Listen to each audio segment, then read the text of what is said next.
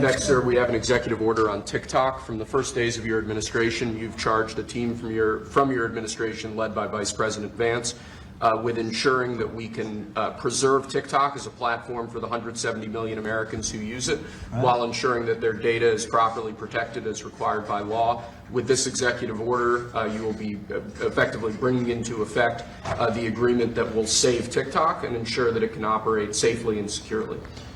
So this is interesting because I had a very good talk with President Xi. A lot of respect for him.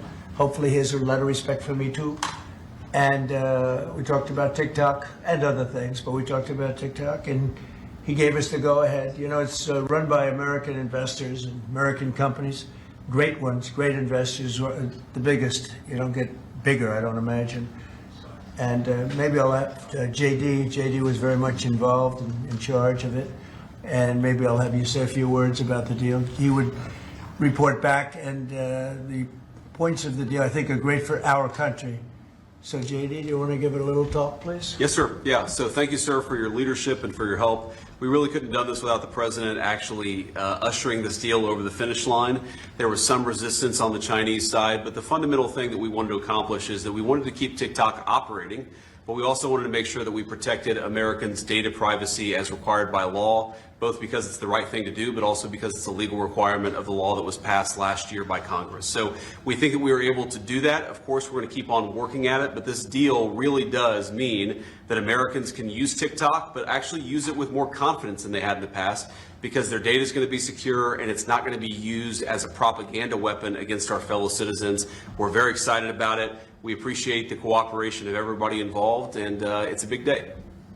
And I think I can say that especially the young people, they really wanted this to happen. They did not want to have TikTok close. And I got, a little used to TikTok. I used it myself during the campaign, and it was very successful because you know how I did with the young voter.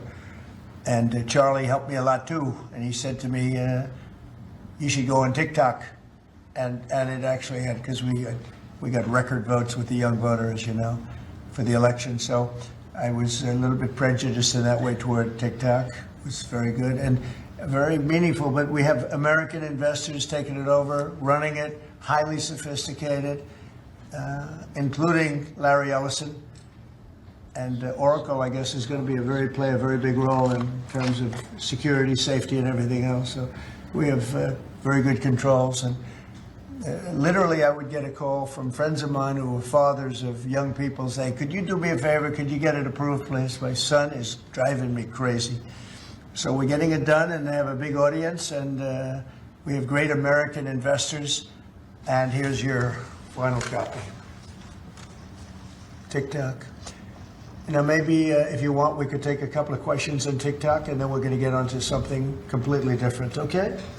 Yeah. Mr. President, Jeff? Mr. Vice President, you mentioned that China was resistant. Can you describe where China is now? Are they fully on board with this? They're on board. Yeah. I spoke with President Xi. We had a good talk. I told him what we were doing, and he said, go ahead with it. On the algorithm, it's still being leased coming from China. Are you satisfied that there's no security concerns? Yeah, I am. I really am. It would push disruptive The biggest reason is that it's owned by Americans. It's, and very sophisticated Americans and people that love the country, and very smart Americans too. So they don't want anything like that to happen. Yes, please. Thank you. Is there any operational relationship with Chinese entities or staff to execute the deal? With who? With the Chinese? I don't think so. Not that I know. No, this is going to be American operated all the way. And great respect for President Xi, and I very much appreciate that he approved the deal, because to get it done properly, we really needed the support of China and the approval of China.